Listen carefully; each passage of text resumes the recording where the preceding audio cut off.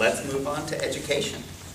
What is your plan to improve education in this country? And specifically, what are your positions on Head Start, public school choice, for-profit charter schools like Achievement First? And do you support equal funding for all schools regardless of the district's property value? By the way, I'm sorry, before we go further, we should have got this and didn't. The charter schools like Achievement First say they're not for profit. They're not for profit, but they're funded by organizations like Goldman Sachs, and they're very much corporate supported school hedge funds. Which means they're for profit. Yeah. In that sense.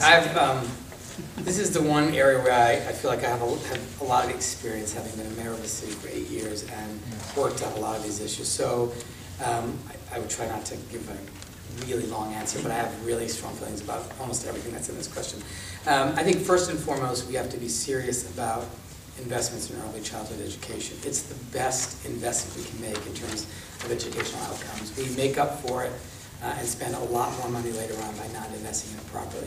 And I was very proud that we were able to successfully advocate for Rhode Island for the Early Childhood Challenge Grant, which we were one of only, I think, 2 or 3 states that got both the Race to the Top and this Early Childhood Education Grant, which is a real investment of $50 million in early childhood education. I think it's really important that we do that for every child in this country. And even if you don't care about the kids and all you care about is the money, it is still a really smart thing to do because we're spending an enormous amount of money on education. Let's make sure we're maximizing the return on our investment.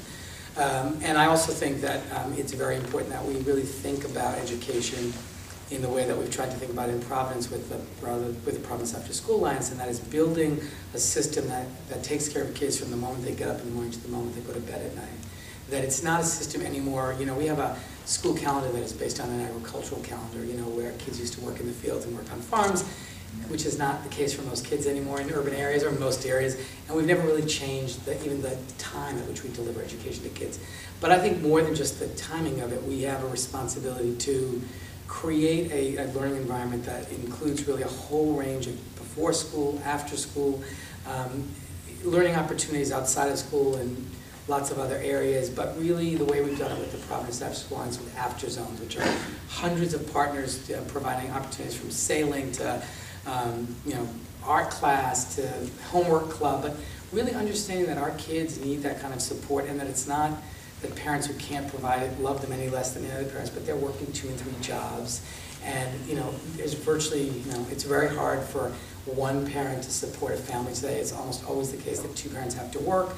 And so we as a community have a responsibility to kind of fill in this support in, I think, a different kind of educational model.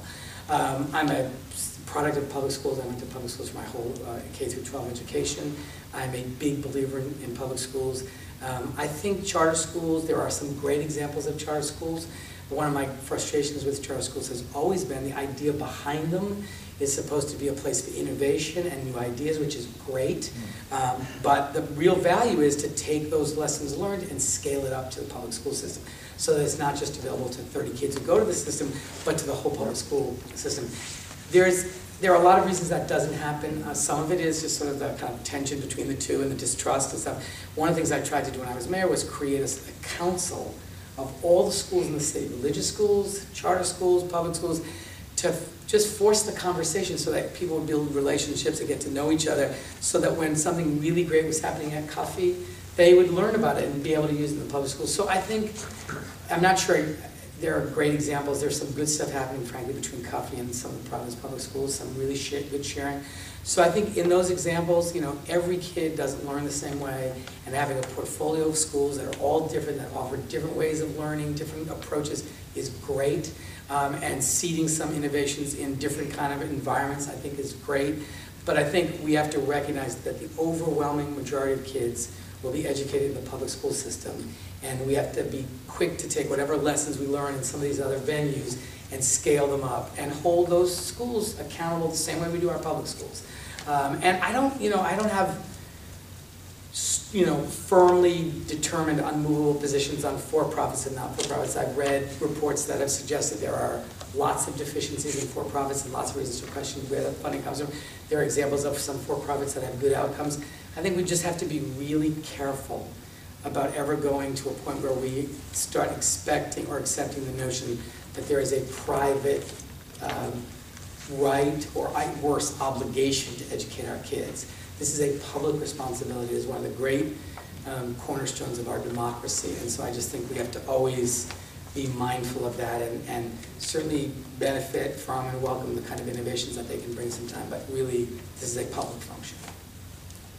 So getting into the issue of school choice, do you support it? And if you support it, would you support it for just public schools or allowing private money to go to, or public money to go to kids attending private schools? No, I don't believe public money should go to kids attending private schools ever. I tried to get our school district not to pay actually for some expenses that get billed to public school systems for private parochial education, which I think is really inappropriate. The concept of school choice is interesting in the public school setting. I think the challenge, the reason I have not supported it traditionally, and I would certainly listen to arguments on it, the reason I have not supported it traditionally is because I think it presumes parents have a set of, both the same ability and the same information to make judgments about their child's education. And for lots of parents who have language barriers, who themselves have educational challenges, the idea of making the decision which is right for their kids is really hard and maybe something that they just can't do because of a whole host.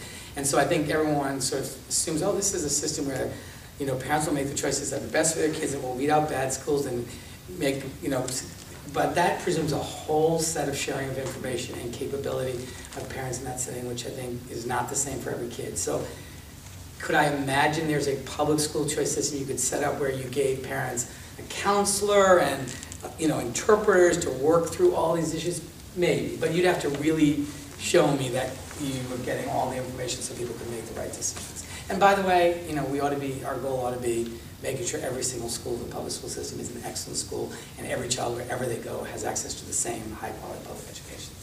So what about the issue of equal funding? Do you support equal funding regardless of a district's property values? Yeah, I absolutely. I think one of the challenges that we face in Rhode Island and in this country is we have a public school system in most places that is funded principally on property taxes.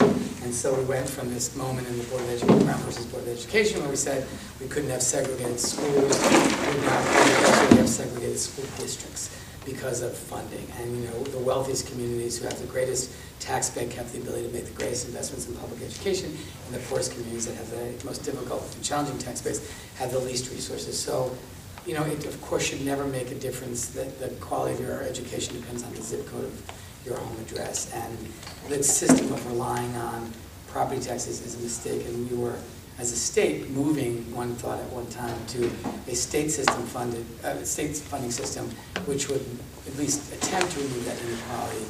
We've actually gone in the opposite direction. Now Logan or changing his credit, I think, is trying to bring us back to there, but I think it's a very, very flawed system.